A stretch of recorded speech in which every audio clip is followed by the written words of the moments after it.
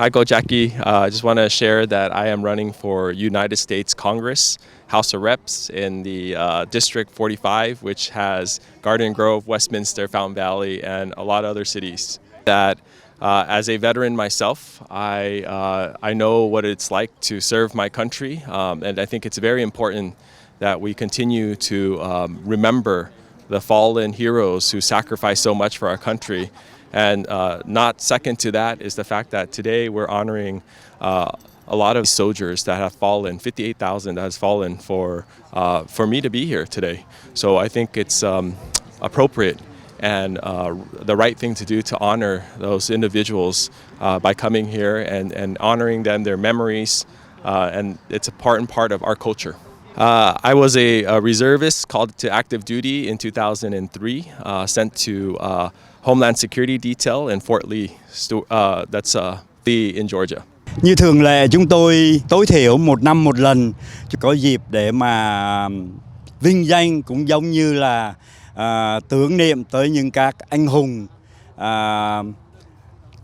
đã nằm xuống bằng trong cái sự mà hy sinh cả cuộc đời của họ trong cái cuộc chiến về Việt Nam mình.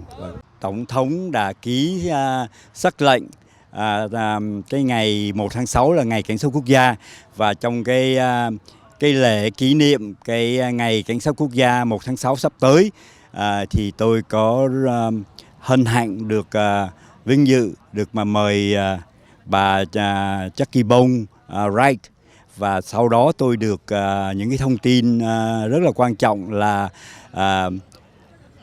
phu quân của chị là ông Lacy Wright, họ đã từng làm phục vụ tại Việt Nam trước thời 75 và đã từng giúp rất nhiều người Việt Nam thoát khỏi Việt Nam trong những cái giờ phút cuối cùng.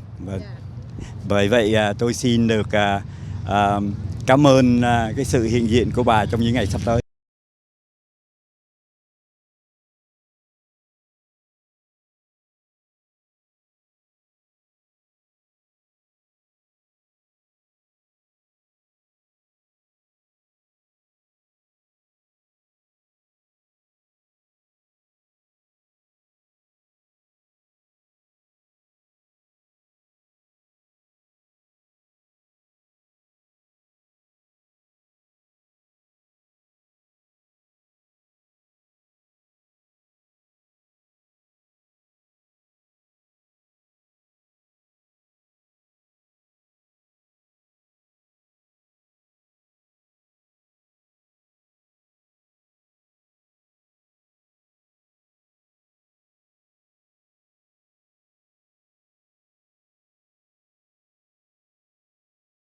For the ramparts we watched were so gallantly streaming,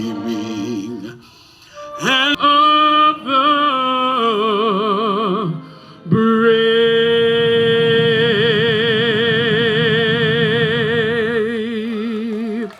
Our Heavenly Father, we acknowledge that you are continually faithful to us.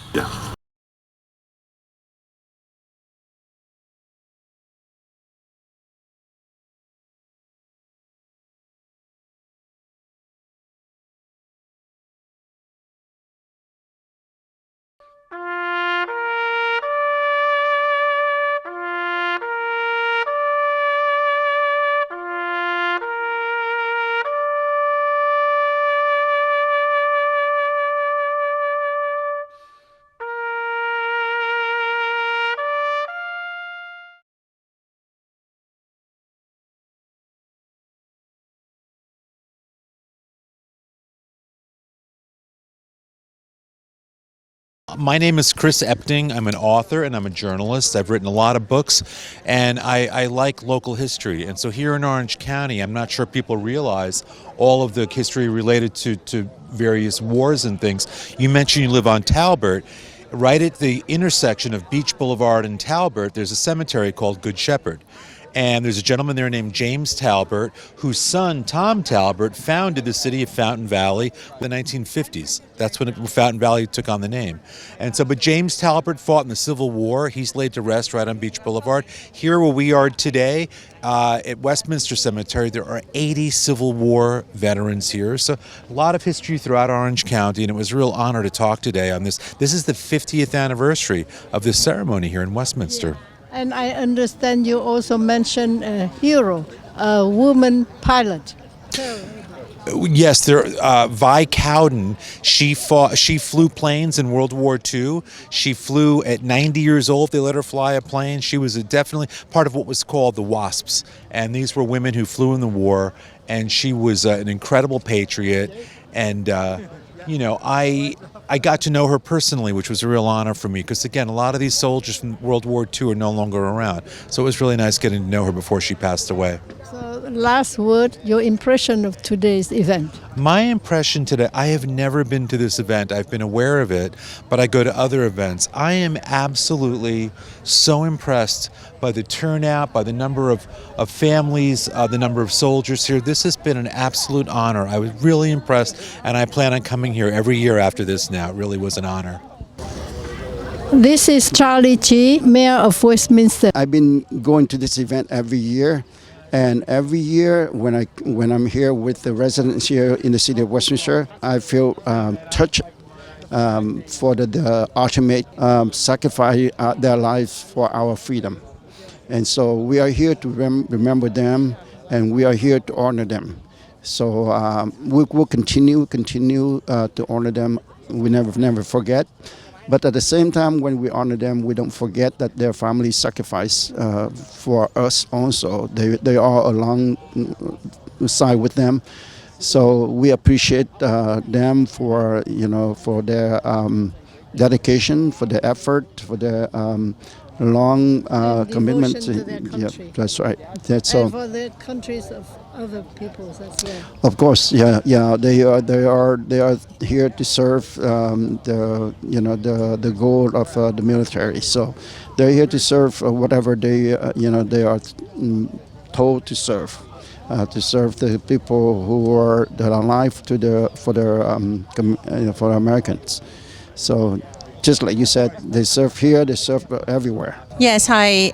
My name is Kimberly Ho. I am the Vice Mayor of the City of Westminster. I am so pleased to be here and pleased to see you this morning and meet with you this morning. Yes, today is Memorial Day, and we are here at Memorial Park. Well, my feeling on this day is it is a very solemn day. What I feel is happy in that we are all gathering together, and as always, every year the Memorial Park holds this event, and I believe this is probably over 20 years as almost like a ritual and for the community. So I met some people who are not just from here, but from far away. And so I'm very pleased that we are known for this event on a yearly basis so that everybody who wants to come out to pay respect to our fallen soldiers could come. And it is a community event, and I am so pleased to see the crowd as big as it is this year. Yeah, my name is Roland Gallant. I ride with the American Legion Riders, Post 555. The ceremony was beautiful. The music, the flags, the remembrance of our fallen, I really enjoyed it. It was beautiful. Have you fought overseas? I have not. I'm a son. My father fought in Korea. He was a parachute seamstress and a parachute packer in country in Korea.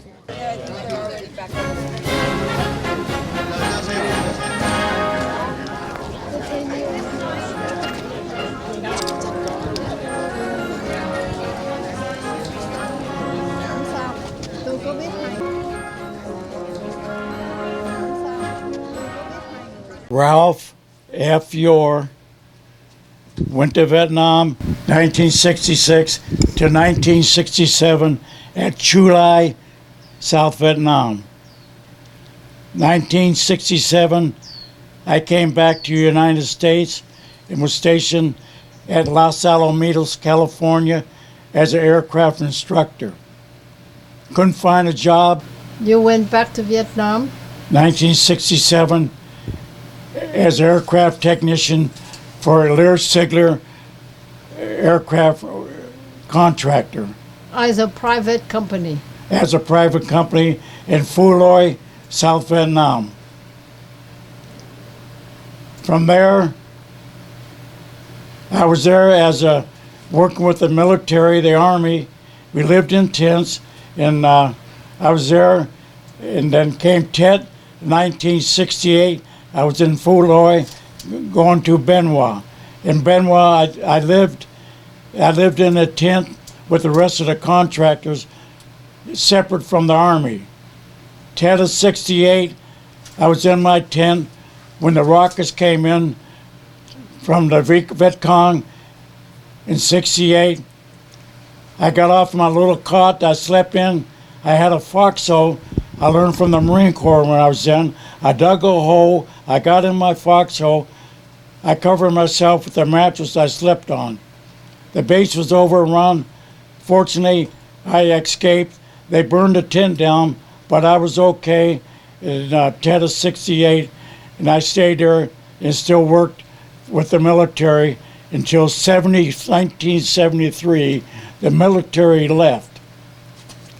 As a contractor, I switched over to the Vietnamese government, working with them, still as a contractor, teaching the Vietnamese about aircraft maintenance and keeping the airplanes flying for the Vietnamese military Air Force. I worked in Benoit and had the Vietnamese working for us until April of 1973, April 23rd, when it was getting really dangerous. The Vietnam was ready to come in. They were, I believe, at Da Nang waiting to come in.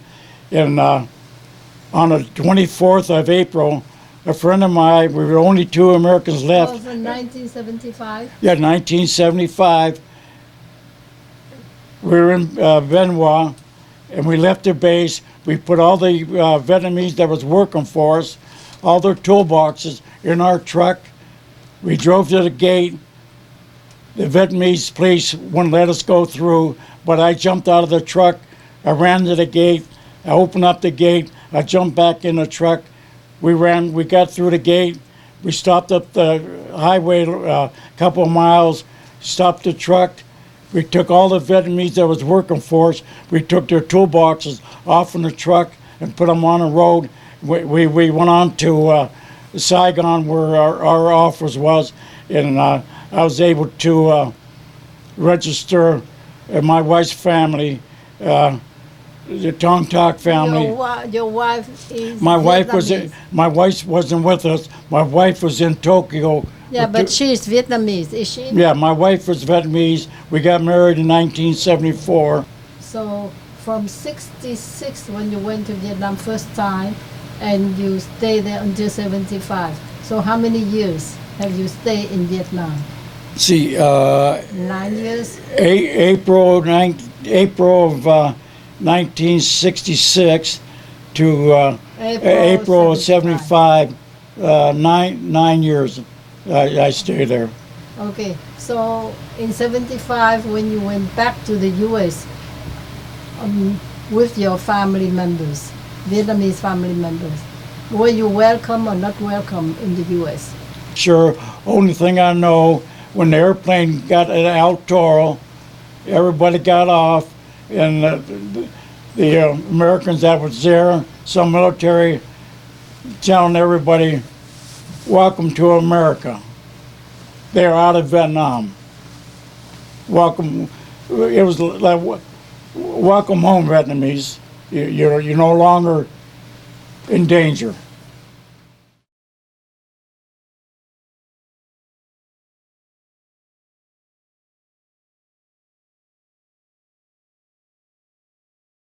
Will you please tell me your name, position, and rank in Vietnam? And when did you go there, and when did you return to the U.S.? Give me your job description, please.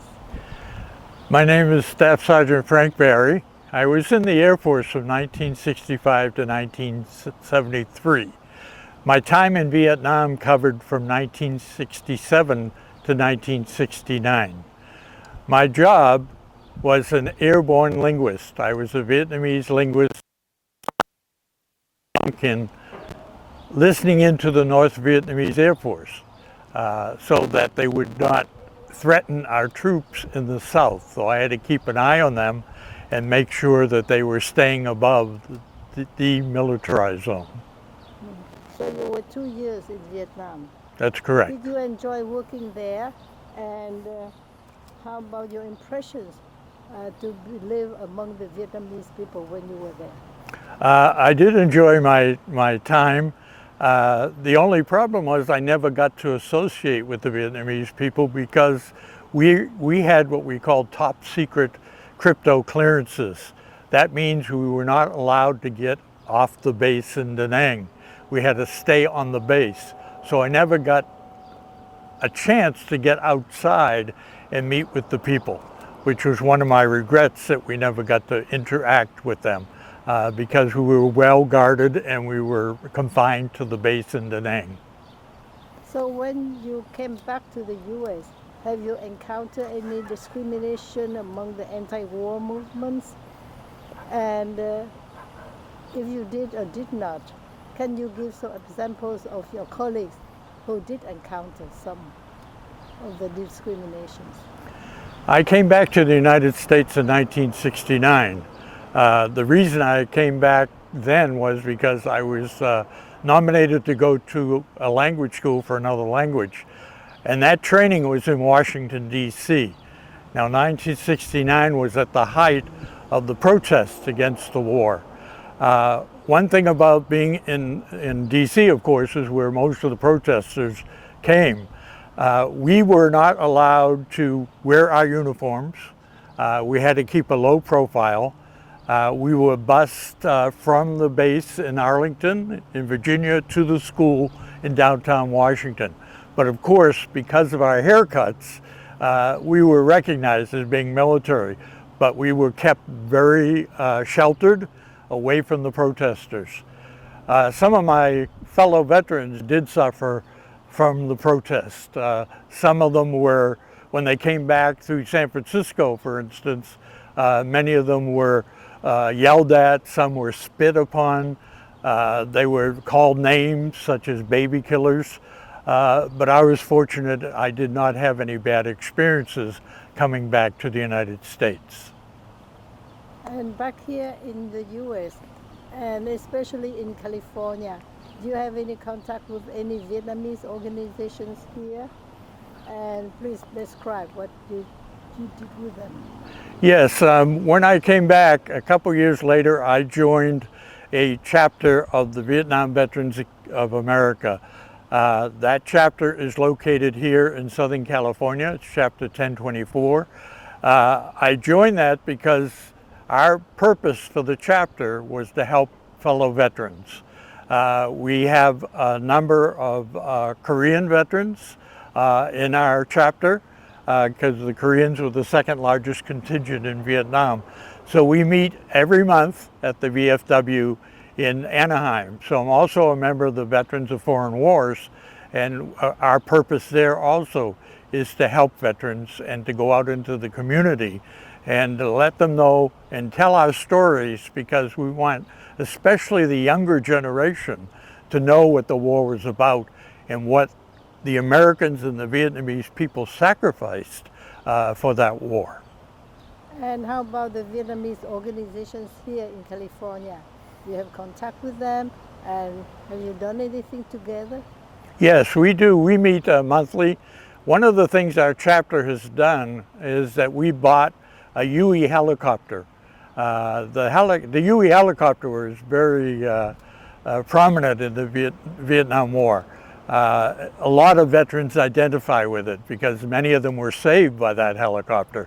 So we bought that helicopter, and what we do is we go around to different locations in Southern California, parades, community events, and we stand with the helicopter and talk to the public and let them know about our experiences, because we want them, most of what they know they've read in books or newspapers.